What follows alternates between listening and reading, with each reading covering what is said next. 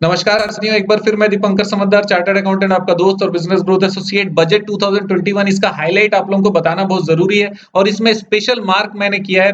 Bad bank का जो नया रूल आ रहा है, डिस्कॉम्स के ऊपर विशेष ध्यान है और पेट्रोल के ऊपर जो सेस है, इंफ्रा पुश मार्केट रिफॉर्म्स के बारे में आपसे बात करने वाला हूँ। पेट्रोल और डीजल का प्राइस आप लोग जानते हैं, मामला कुछ भी हो, चाहे कोई भी ओकेशन हो, मार हमेशा पेट्रोल और डीजल प्राइस को ही लगती है। ऐसा ही कुछ फिर से देखने को मिला है यूनियन बजट 2021 में, जो 1 फरवरी को निर्मला सीतारमन ने पेश किया और उसके बाद खुद ने अपनी पीठ थपथपा दी। और इन सब के बीच फार्मर्स बिल के ऊपर खेल गए Indian finance minister and farmers cess लगा दिया पेट्रोल और डीजल पर, जिससे पेट्रोल का प्राइस ₹2.70 और डीजल का प्राइस ₹4 पर लीटर बढ़ गया। अब आप समझ सकते हैं कि हमारे दिमाग में क्या चल रहा होगा।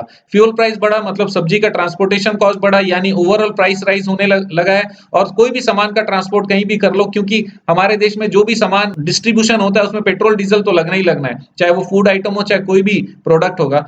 बजट 2021 में ऐसे क्या-क्या बम है जो पब्लिक पे फूट गया, उसी के बारे में बात हम आज के वीडियो में बात करेंगे।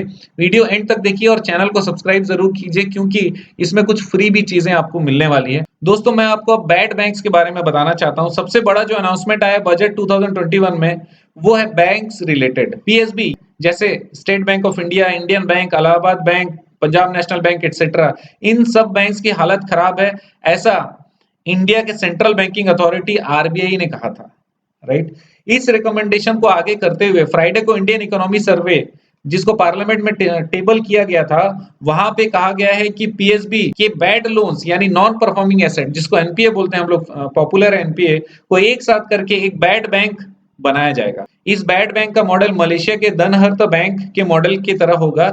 इस काम के लिए इंडियन गवर्नमेंट एक एसेट मैनेजमेंट कंपनी और एक एसेट रिकंस्ट्रक्शन कंपनी बनाएगी। तो एआरसी का काम होगा बैड लोन्स को, और एनपीए जो एसेट रिकंस्ट्रक्शन कंपनी है उसका काम होगा बैड लोन्स और एनपीए का रिकवरी करना। इस डायरेक्शन में सरकार 20,000 करोड़ खर्चा करेगी। क्या ये बेल आउट है? एक तरीके से बेल आउट ही है, यानी जिस बिजनेस वालों ने पैसा लिया था इन बैंक से, वो इन लोन को चुका नहीं पाए और उनके लोन्स बैड लोन्स बन गए। अभी उस लोन को सरकार भरेगी अपने बेल आउट मनी यानी टैक्स पेयर के पैसे से। कुछ लोन को रिस्ट्रक्चर किया जाएगा, कुछ लोन को बिजनेस एसेट बेच के रिकवर किया जाएगा, और बाकी जिनका कुछ नहीं हो सकता उनको राइट ऑफ कर दिया जाएगा। इसका मतलब भूल जाओ उस पैसे को, और जितना पैसा उसके बाद इन बैंक्स को चाहिए होगा उतना सरकार देगी। ये है पीएसबी का फ्यूचर प्लान। बैड बैंक बनाने का रीजन एक ही है, ताकि बैंक्स के कंधे से एनपीए को हटाकर एक सेपरेट एंटिटी के हाथों में दे दिया जाए, so that bank credit improvement करने पर ध्यान दे सके। Otherwise bank maximum time NPA के चक्कर में लगे रहता है। आप ये जान लीजिए कि आप लोगों के लिए फ्री डीमैट अकाउंट उपलब्ध है, जो कि हमने पिछले वीडियो में भी बताया था। नीचे डिस्क्रिप्शन में आप जा सकते हैं और अपने फ्री डीमैट अकाउंट के लिए दिए गए लिंक पर क्लिक करिए और वो डीमैट अकाउंट फ्री ले लीजिए। उसमें बहुत सारे बेनिफिट्स हैं और रोबो टेक्नोलॉजी से आप उसमें इन्वेस्ट कर सकते हैं, और इसके साथ में 1 साल का मेंटेनेंस फ्री और केवल ₹20 पर ट्रांजैक्शन आपको कॉस्टिंग आएगी। और ये प्रेडिक्टिव ट्रांजैक्शन भी करता है आपके नेचर, आपके काम के नेचर के हिसाब से। तो इसके बारे में पिछली वीडियो भी हमारी जरूर देखिए और नीचे डिस्क्रिप्शन में जरूर क्लिक कर लीजिए। अब बैड बैंक्स में आगे बढ़ते हैं। 20,000 करोड़ का खर्चा एएमसी और एआरसी के हेल्थ इंप्रूवमेंट पे खर्च करेगी। स्टॉक मार्केट प्राइस पीएसबी का इफेक्ट होने वाला है। इसका मतलब ये है कि जब एनपीए हटा दिया आपने, तो एनपीए पे काम होगा नहीं, उसका पैसा वसूल होगा नहीं, और वो पैसे कहाँ चले जाएंगे? बैड बैंक्स पे। तो उसका प्राइस भी अफेक्टेड होगा। नेक्स्ट है, जो हमारे बजट में डिस्कॉम्स पे फोकस ज्यादा बढ़ाया गया है। इसका मतलब इलेक्ट्रिसिटी डिस्ट्रीब्यूशन कंपनी को डिस्कॉम बोलते हैं, जैसे अदानी ट्रांसमिशन, सीईएससी, भेल, सीमेंस एक्सेट्रा, ये सारे डिस्कॉम्स है। राइट। 3.05 लाख करोड़ का इन्वेस्टमेंट डिस्कॉम पे किया गया है। कंज्यूमर के पास ये पावर है कि वो चूज कर सकते हैं कि वो कौन से प्रोवाइडर से अपना सर्विस ले सकते हैं, अपना बिजली ले सकते हैं। मेन बेनिफिशियरी कोई प्राइवेट प्लेयर होगा, या फिर स्टेट गवर्नमेंट ओन डिस्कॉम को ही पुश मिलेगा, या फिर क्या स्टेट ओन डिस्कॉम्स को बेच दिया जाएगा प्राइवेट प्लेयर्स को? स्टेट डिस्कॉम्स जैसे केईसी के पास ऑलरेडी डेब्ट काफी सारा है, क्या उनको चुकाने के लिए ओनरशिप बदल दी जाए? ये सारे क्वेश्चंस हमारे जहन में और ये आगे क्लियर होंगे कि क्या होने वाला है। अदर अनाउंसमेंट है, 85,000 करोड़ अलॉट किए गए एससी और बैकवर्ड क्लासेस के लिए, और 53,700 करोड़ रुपए शेड्यूल ट्राइब्स के लिए अलॉट किया गया उनके बेनिफिट के लिए, और 9,500 करोड़ सीनियर सिटीजन्स और जो इतने दिव्यांग लोग रहते हैं उनके लिए है। 5 आर्कियोलॉजिकल साइट्स बनेंगे। 2,500 करोड़ का एलोकेशन होगा टूरिज्म के प्रमोशन के ऊपर में। 3,150 करोड़ का प्रोविजन होगा कल्चर मिनिस्ट्री को, ताकि कल्चरल डेवलपमेंट किया जा सके। 100 करोड़ रुपए एलोकेट किए जाएंगे इस ऐतिहासिक कार्यक्रम के लिए।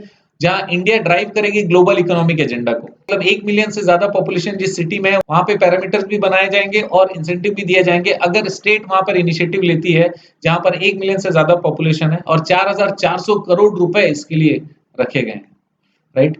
डिफेंस के लिए 3.37 लाख करोड़ 2020-21 है, जो कि पिछले साल 3.18 लाख करोड़ था। 3.37 लाख करोड़ में से 1.13 लाख करोड़ जो है ये नए वेपन्स के लिए, एयरक्राफ्ट के लिए और वारशिप्स और मिलिट्री हार्डवेयर के लिए ये एलोकेशन किया गया ताकि हमारा जो मिलिट्री है वो मजबूत हो सके। और रेवेन्यू एक्सपेंडिचर के लिए 2.09 लाख करोड़ एलोकेट किया गया जो कि सैलरी और मेंटेनेंस और एस्टेब्लिशमेंट्स के लिए है। इनकम टैक्स के बारे में जानते हैं कि 5 लाख रुपए तक कोई भी टैक्स नहीं लगने वाला है। 5 लाख से 7.5 लाख तक 10% लगने वाला है जो कि पहले 20% था। फिर 7.5 लाख से 10 लाख तक 15% लगने वाला है जो कि पहले 20% था।